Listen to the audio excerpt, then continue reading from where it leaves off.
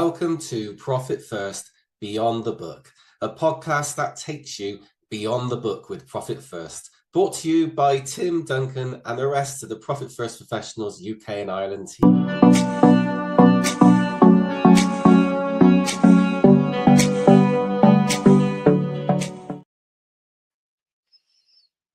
Hey Deb, how are you today? I'm great, thanks Tim. How are you? I'm doing all right, thank you. I'm doing all right. So thank you for joining me today, and I'm going to put you on the spot and grill you today because it's all about you. So I wanna explore your kind of your journey and what eventually led you to where you're at now, and we can talk about where you're at now later on.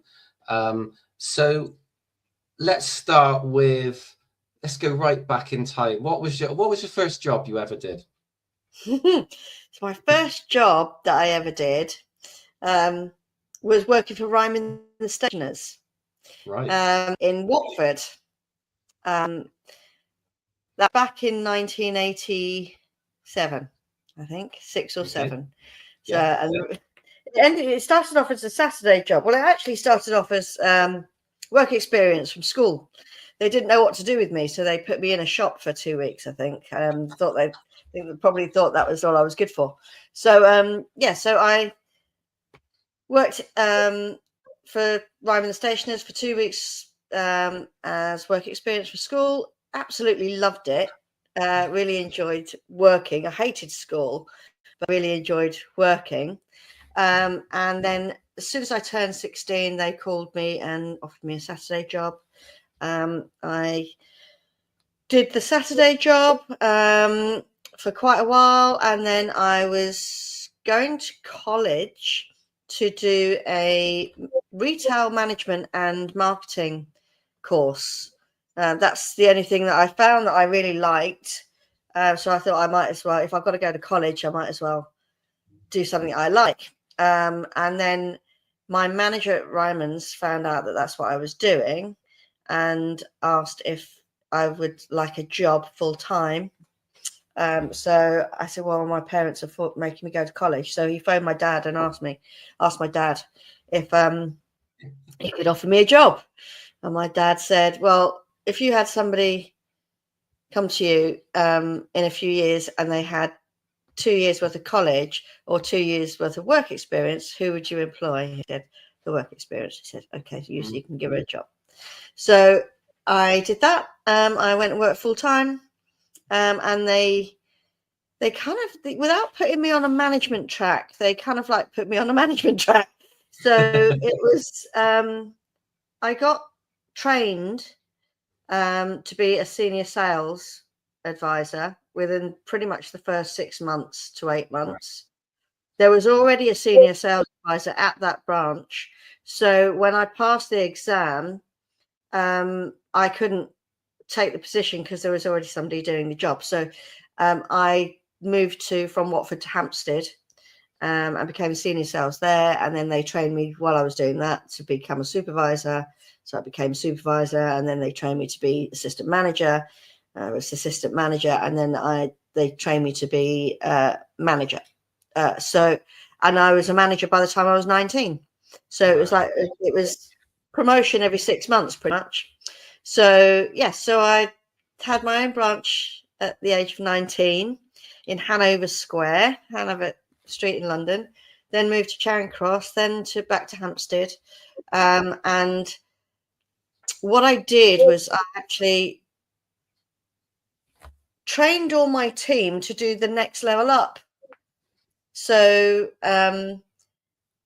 the sales assistant was taught by the senior sales assistant to do their job. The senior sales was taught by the supervisors to do their job, and so on, all the way through the team. I had a team of 14. And I gave them all an extra afternoon off so that they could actually put into practice the role that they had been taught to do by their colleague, by the next colleague up. So the branch was running itself, basically. The area manager realized what I was doing and made me a training branch. So all the new starters in his area were sent to my branch for 6 weeks training. before they were placed in the actual branch that they were recruited for. So that was my first experience of training, if you like. They taught me, gave me all the training and within Ryman's, and it was, in those days, it probably still is, but it was regarded as one of the better places in retail to work. So that was good. I left there when I was, they gave me a flat. They gave me a flat in Queensway next to Hyde Park. Can you believe it?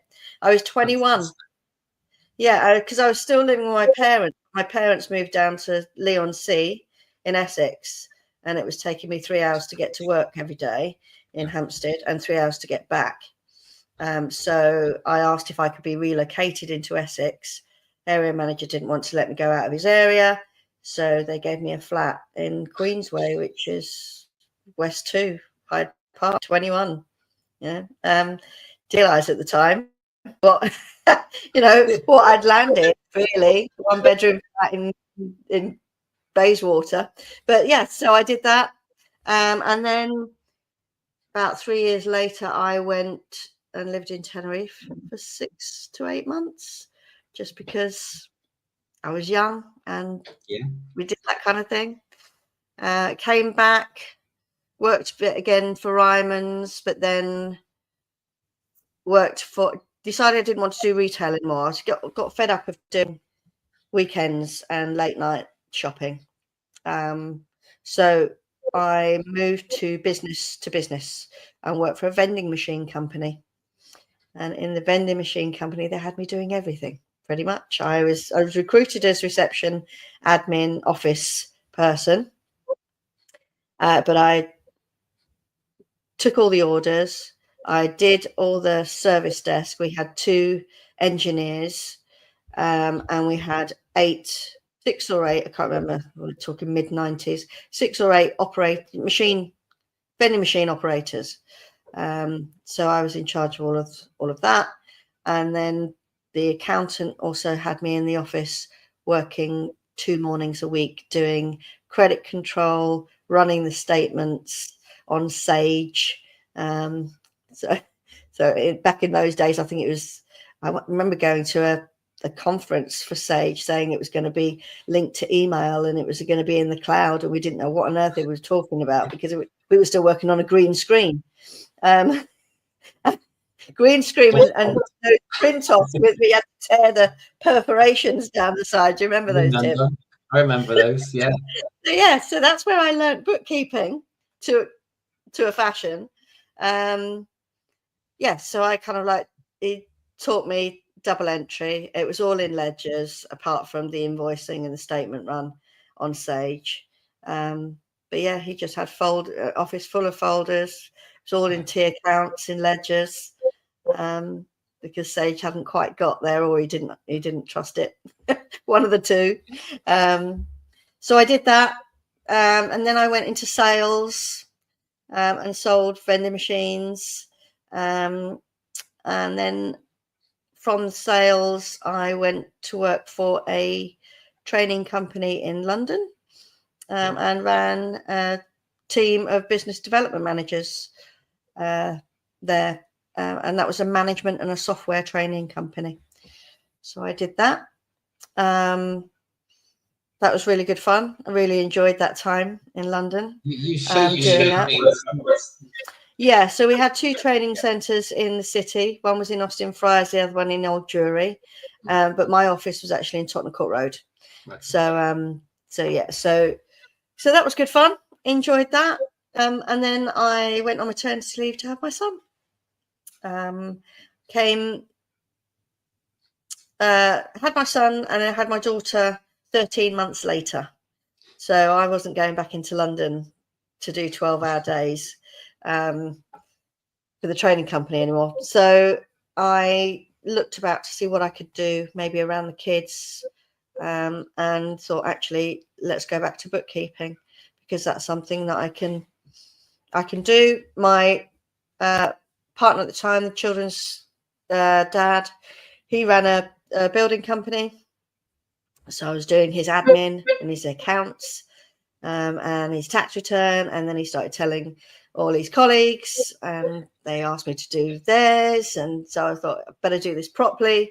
So I went to night school to my IAB diplomas, and got my practice license, and set up as a bookkeeper part-time around the kids, and got my license, I think it was 2008. So yeah, so that was me into the bookkeeping game. I've been talking a lot now, Tim. Have a break. Have a sip of your water. That's okay. You know, when you start, I just sit back and let you keep talking, because you're answering questions that I would be asking you anyway. So it's absolutely fine.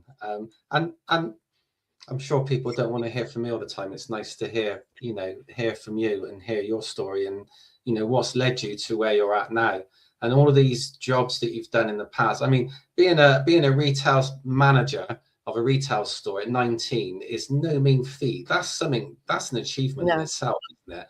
Yeah, I was the youngest, I think, at the time. Youngest at the time, and with a team of 14. Yeah. So, but yeah, I mean, I didn't really think too much at the time. I knew that I could do it. And I enjoyed doing it. But you look back, don't you? You look back and you think all these different stepping stones and all these different experiences, they've really led me to be able to do what I do now. And even to the point of bookkeeping, I thought when I started bookkeeping, there was no lack of confidence there, because I'd worked so many different businesses and so many different types of jobs that I recognized all the different aspects of this department. I don't think there's a business department I haven't worked in. I even worked in IT for a short while in the training company, while the IT manager was away. So yeah, and I did a Microsoft engineering course while I was there as well. Can you believe that? So I can. As I know you, I can definitely believe that. And, yeah. So I did a Microsoft engineering course, which I never took any further because I was pregnant with my son, and it just moved too fast, really. I think it moved too fast, the tech industry, which is why I decided on going back to accounts, because accounts is the same system. Even though the software that you use might change, it's actually still the same system. It doesn't actually change. So I thought that was one of the decisions that made me think, actually, when I was looking at type of business that I wanted to set up, bookkeeping was going to be the best fit. So yeah, but I've enjoyed it. It's been a roller coaster, and a bit of a ride, and it's had its ups and downs like most businesses. And I wound it down in 2018 to homeschool my daughter. And then I just kept on a couple of clients for about 18 months while she did her GCSEs. And then that's when I found Profit First book. Because when I decided to actually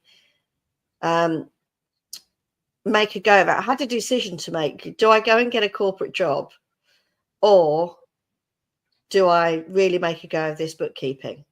And I knew I had to do it differently.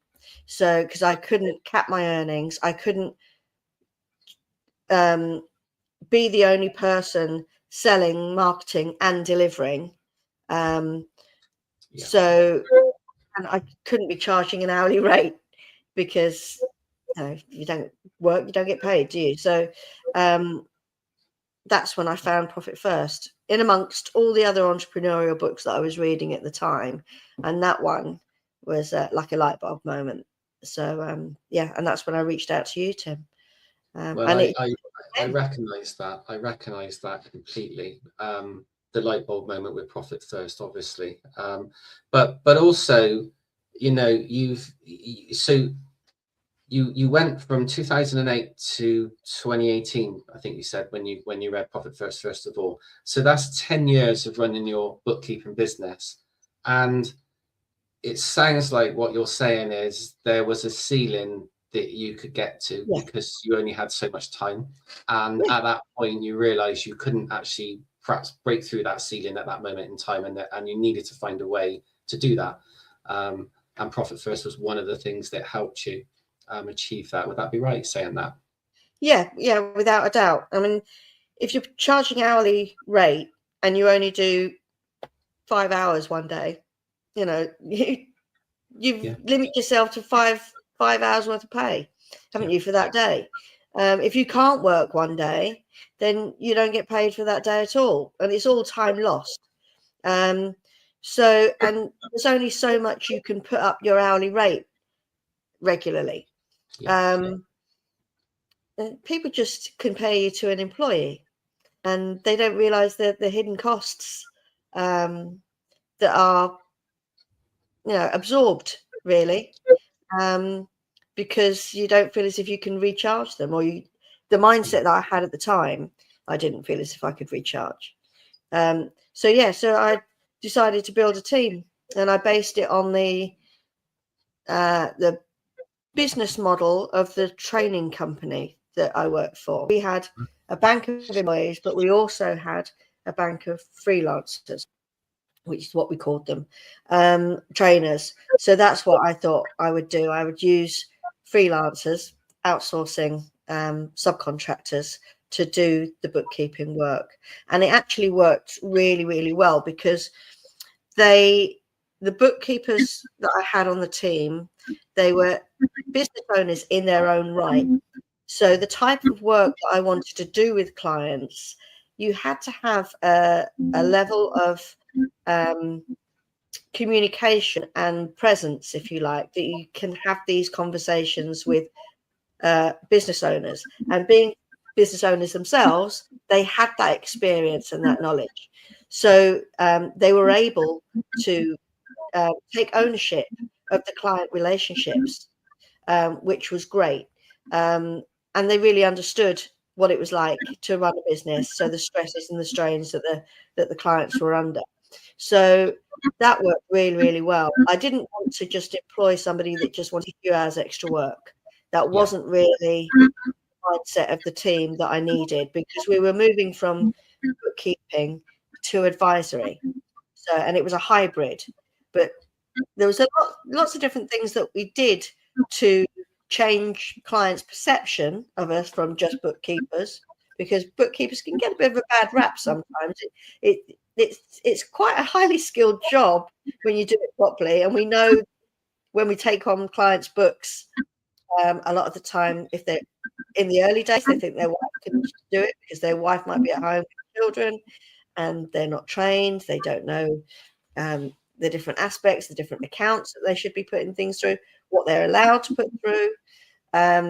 So they get a bit of a bad rap.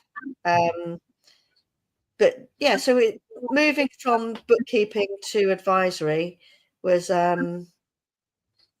interesting.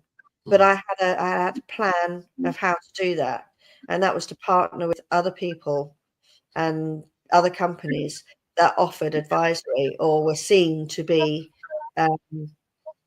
not in the bookkeeping world. So banks, for instance, Starling Bank, we partnered with. We partnered with Swoop Finance. We partnered with Cheetham Jackson, which they're financial planners. So we had all those logos and those contacts that we would put our clients in touch with for various different advisory aspects, really. So we didn't do all the advisory ourselves. We had like a partnership with, you know, two or three or four other advisors that were established and recognized in their own right, really. So that was kind of the path that we took. So yeah, we were called the Accounts Ladies. But yeah, I started to step back.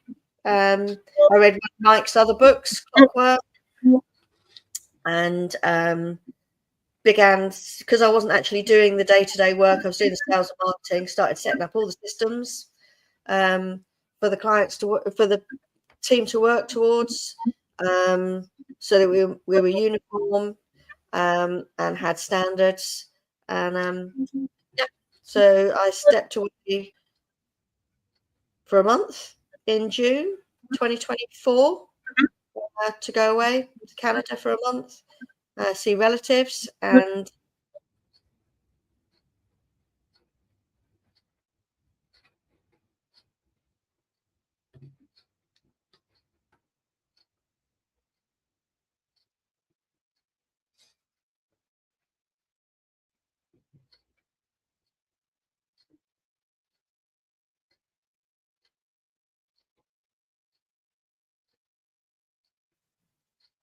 we're back. Okay. You're back. Yeah, it spat around for a bit. I don't know what's going on with the internet. So I took 2 months off at the beginning of 2025 as well, because my mum was ill in hospital.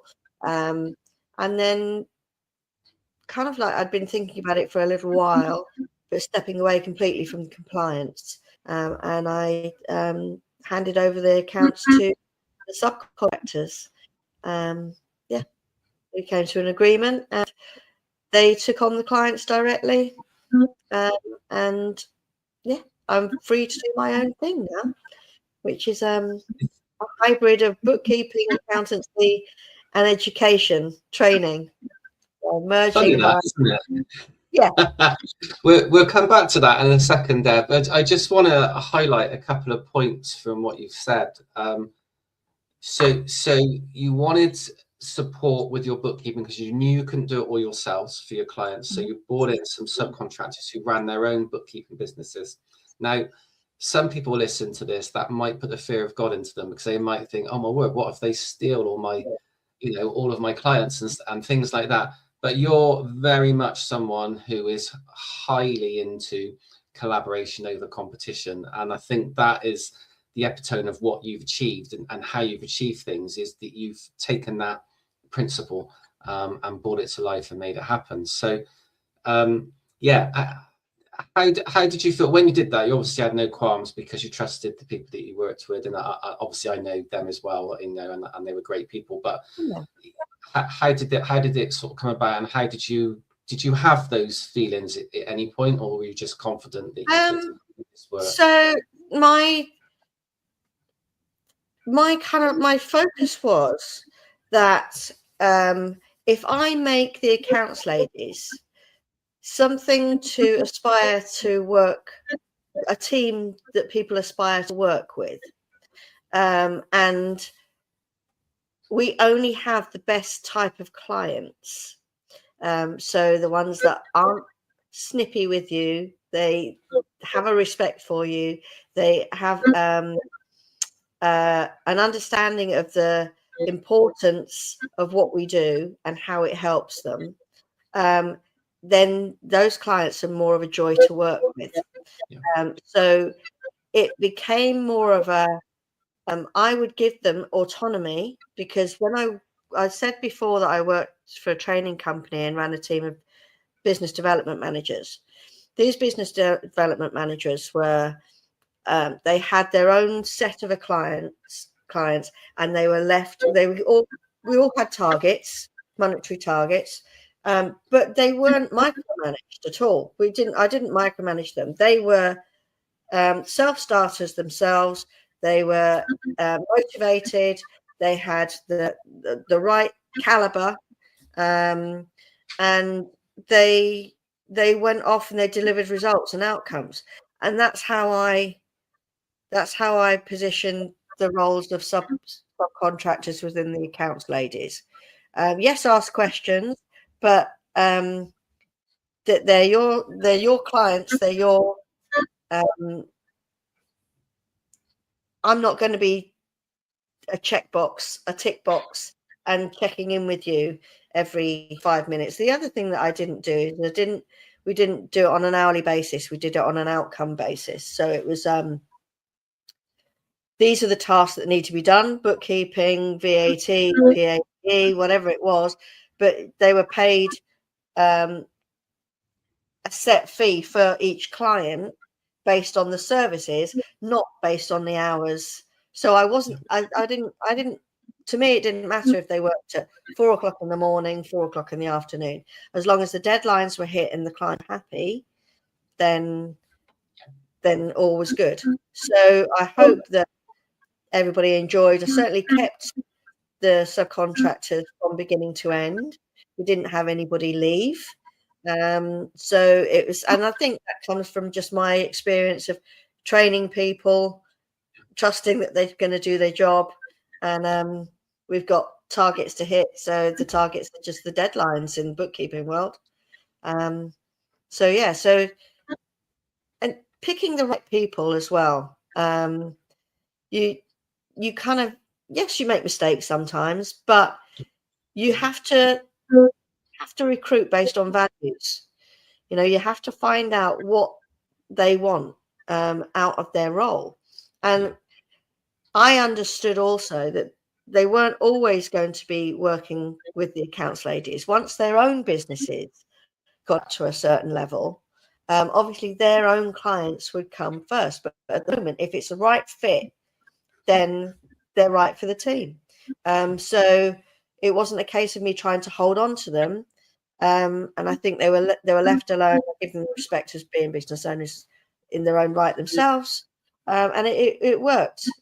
We had a brilliant team. And if I was to do it all over again, I'd recruit the same team. Yeah. So yeah. Fantastic. So, yeah, no, thanks for sharing that.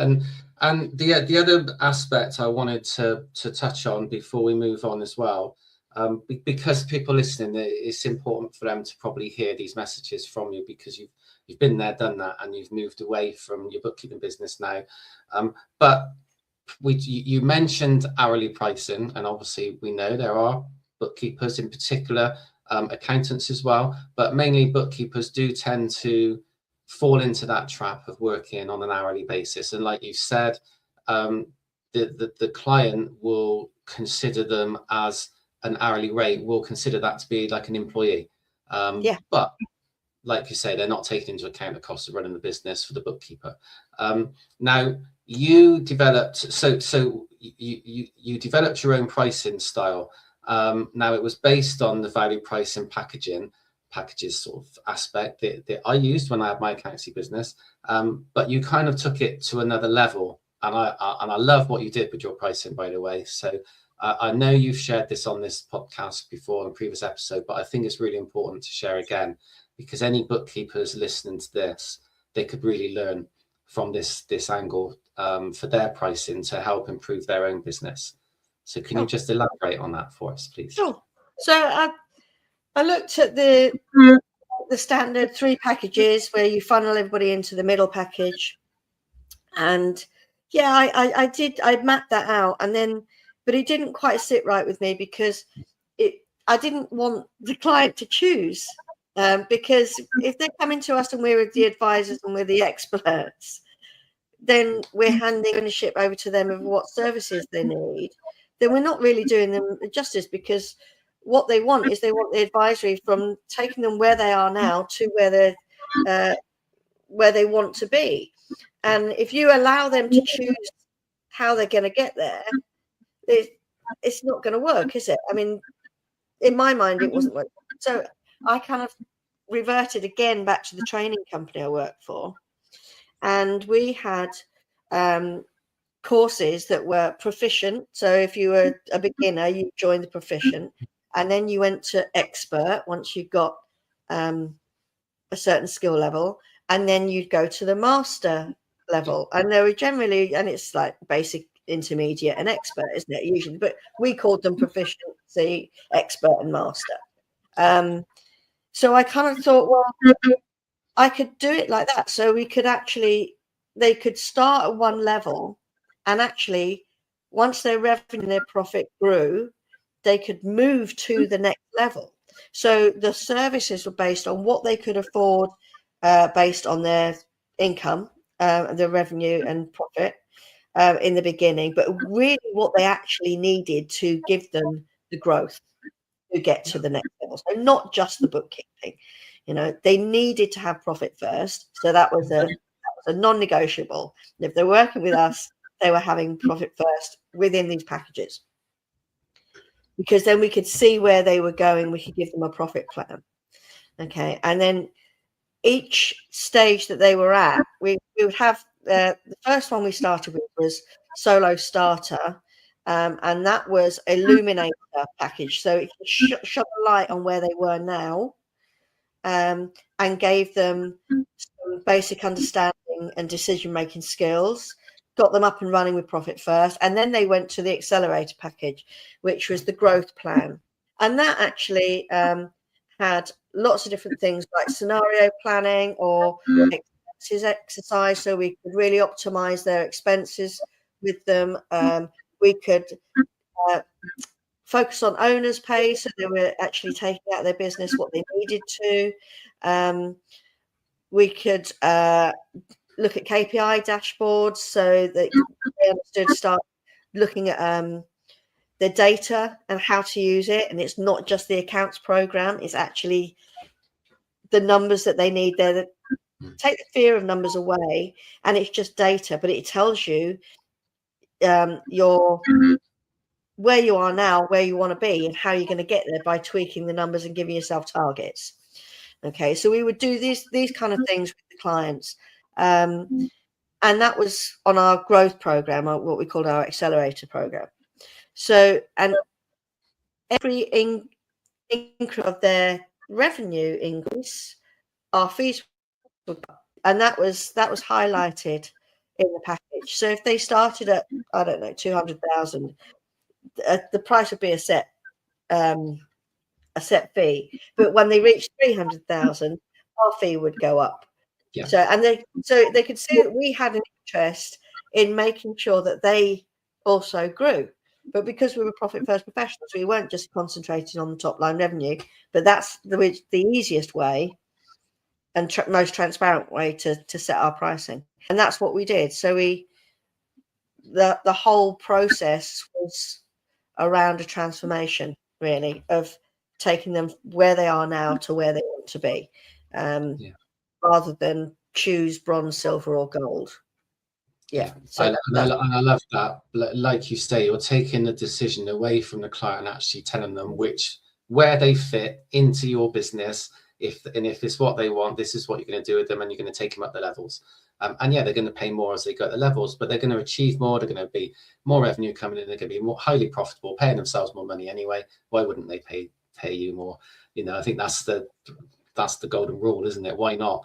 And I also I know you've said this before, so I'm probably stealing your thunder with this, but I know that you worked really hard educating and giving your clients the feeling of empowerment and confidence that they can make informed business and financial decisions because they were in control of their money.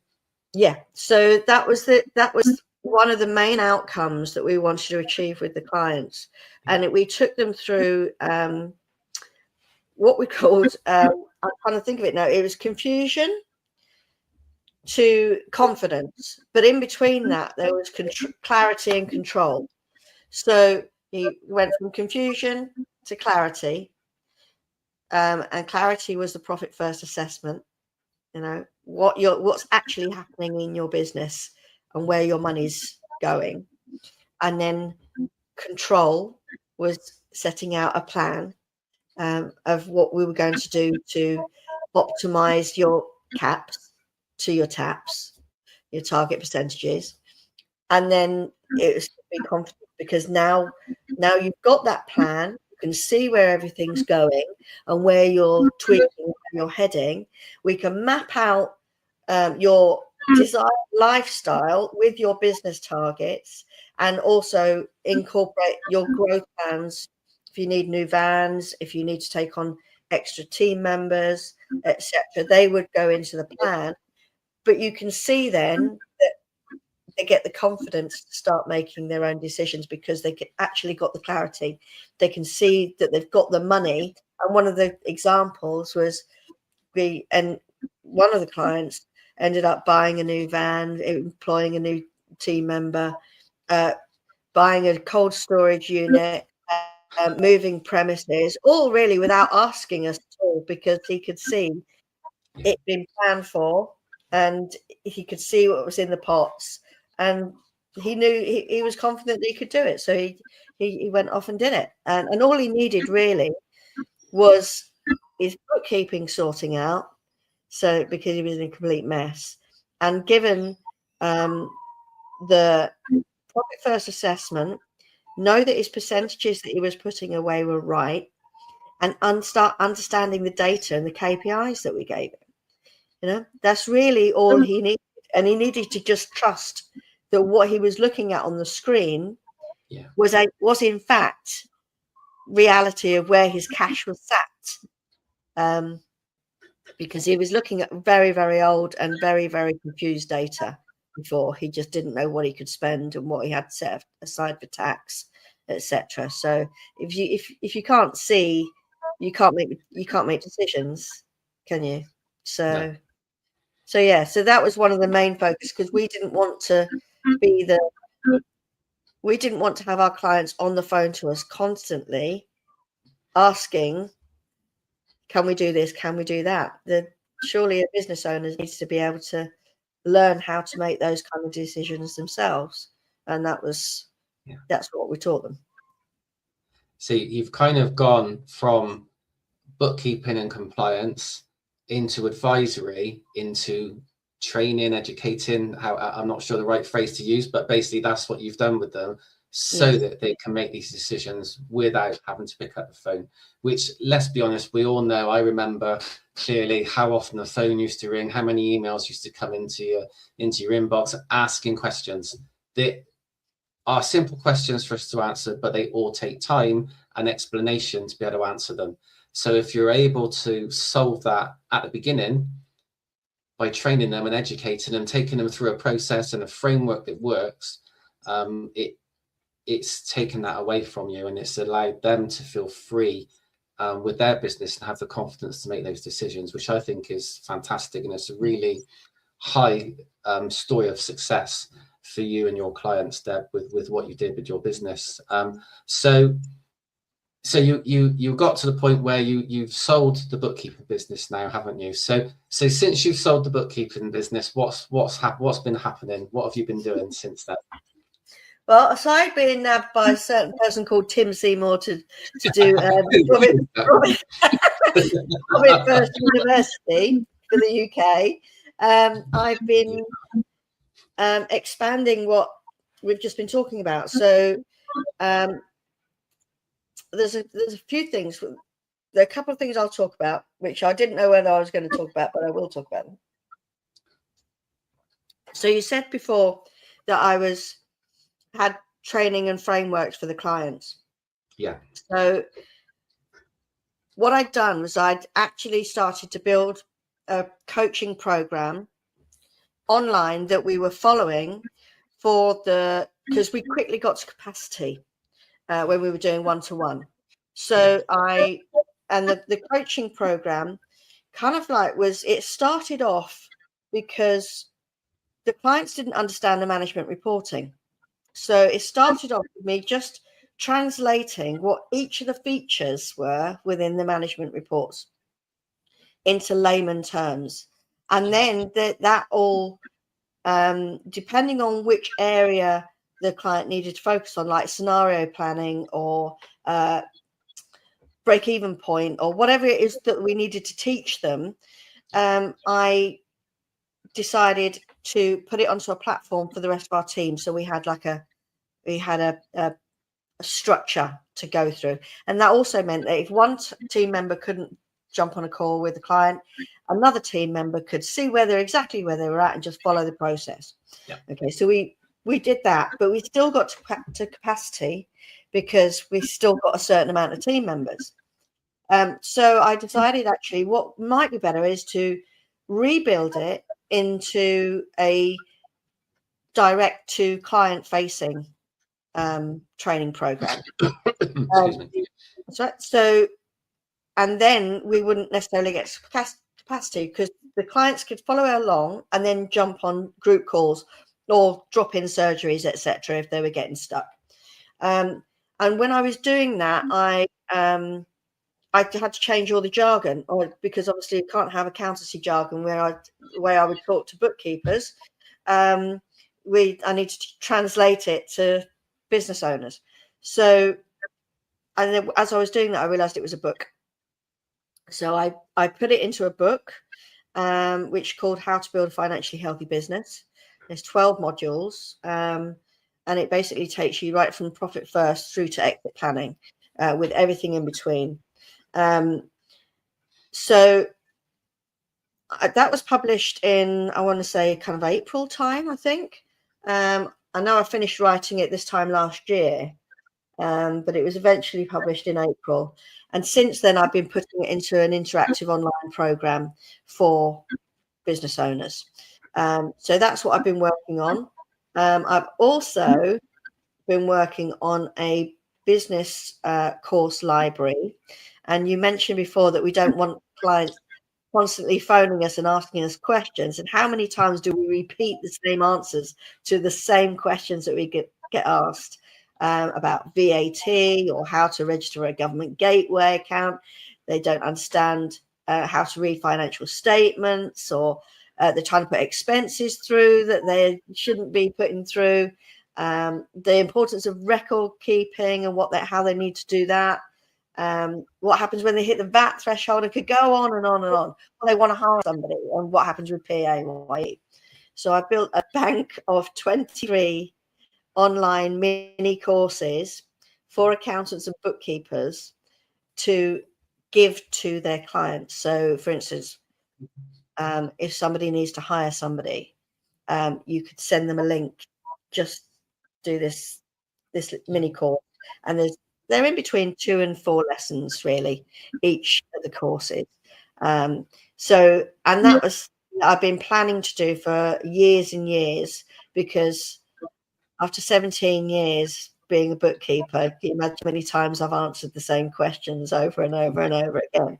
And I always had it in mind to have some kind of library where I could just send them a link or send them a recording, and they could learn and get the basic knowledge that we all wish that our clients had. So I've done that as well. So there's 23 mini courses, and that'll be launched sometime in the new year, for bookkeepers and accountants to be able to just send a link to their clients, and it doesn't take them any time to answer. They're not having to pick up the phone, copy and paste it from a previous email, or leave voice notes, or direct to the HMRC website, which who can navigate that in the first place? Nobody can. So I've been working on that. So kind of like pretty much, I wouldn't say all my knowledge, but vast majority of it is now in digital online training format. So it'll all be coming in 2026. And that is going to be the year. And I think that, Deb, that it encapsulates it, asking you to start off at the beginning, with working for Ryman's, then working for others in the training company, etc., for a long time. It just builds that experience up and shows people, the listeners, people that are watching, how you've used all of that knowledge that you've collected over your career before you went into the bookkeeping business, and you've used that to your benefit to serve your clients. And that's the clever part, isn't it? And now you've flipped that now, and you've built this massive resource of information that trains business owners, on answering all the questions that they are going to be asking their bookkeepers and accountants right now. Probably someone right now is receiving a phone call from someone asking one of those questions. Like you say, how many times you've been asked the same question from different clients? To be able to proactively point them to a training module that they can watch, via the accountant and bookkeeper that they're asking. So they're seen as the trusted advisor because they've got a resource they can give to them, which comes through you. I think is a fantastic way, and a fantastic thing to build to help accountants and bookkeepers and look after their time, because time is everything, isn't it? Time is money, money is time. They're so easily correlated. And if we can create more time in our accountancy and bookkeeping businesses by using your resource, then it's a win for everybody. It's a win for the end user because they get the education, but it's a massive win for the accountant and bookkeeper because they've got a resource they can tap into that saves them time of having to pick up the phone and answer all these questions all the time. So empowering our clients with knowledge is really important. They will never, ever catch up with all the financial knowledge that we have through our qualifications, through our experience and our years of providing the services that we've provided collectively. And that includes everybody who's listening to this. I mean you guys as well, because you've got so much knowledge, the customers won't ever catch up with that knowledge. They'll never overtake it. But what you can do is give them somewhere they can go to be able to find things out without bugging you, without contacting you, without picking up the phone, without sending you email after email, message after message, WhatsApp message, etc. So I think it's fantastic what you've created. I'm really looking forward to how 2026 pans out for you, because there's exciting times ahead. And I think in a future episode we're going to go into more detail probably about your book, which I do have here, by the way. You can see there. Look. Oh yeah, I got it. I had it to hand, and we'll go into more detail on that on a future episode. But I think that the tip around profit first beyond the book is definitely today. It's not just about implementing profit first with the client. It's actually about giving them the power to make informed financial and business decisions, to grow their business, to achieve the outcomes they're looking to achieve. So, Deb, thank you so much for sharing all of that with us. No, you're welcome. I enjoyed it. Told you I could chat. Well, of course. Yeah, I mean, I hardly had to ask many questions, to be fair. So I tell you what, I'll ask you one more question for the people listening. When you're not working, what do you do? When I'm not working, I love working. I knew I'd get you. I knew. I do, and it's funny because my downtime is I'm a bit of a nerd, work nerd, and it's finding what new tech there is and AI stuff there is out there to help me fast track what I want, my outcomes that I want to achieve. So I do a lot of reading, watching YouTube,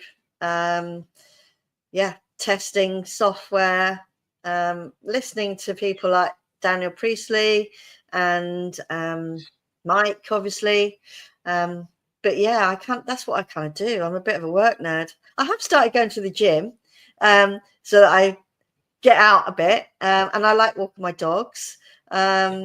I live in the countryside, so I've got the outdoor space right on the doorstep. I'm going to London on Saturday. That's my guilty pleasure, going back into London where I used to work. People say I absolutely light up as soon as when I'm in London. So I'm doing that on Saturday, going to the theatre. So yeah, and probably pop into Gordon's Wine Bar, I think, which is one of the favourite haunts. So if you don't know it, Villiers Street, next to Charing Cross, oldest wine bar in London. Fantastic spot for Christmas. This takes me back to my trips to London. When we've been to events, our own ProfitCon events, the Countex, DAS, etc. And you're like, right, I've got to go back, get myself back to Paddington. Well, what we'll do is we'll go to this place because you need to see this. And you just show me all these sites that I have no idea what you're talking about, but the enthusiasm that you elude from sharing it is amazing. So thank you for that. I always enjoy those times. And Deb, your thirst for knowledge is second to none, and I know that because we jump on calls so many times. And I'll say to you, what have we done on the weekend? And you'll say, well, I started watching this, and then I ended up investigating it further, and now I can do this. And you're suddenly producing something going, wow, where did that come from? So yeah, it is fantastic. Don't ever change. I'm sure you won't. But yeah, I'm not sure I can. So Deb, thank you so much. Thank you to everyone for listening to another episode of our podcast. We really do appreciate your time. We appreciate you subscribing to the podcast and all the various platforms. Maybe some of you watch it through the LinkedIn Live or through YouTube, whatever your preference. We thank you for listening. We'll continue to put more episodes out as we move through 2026. And we wish you all a very prosperous, healthy and happy 2026 moving forward. So thank you for your time today. Thank you.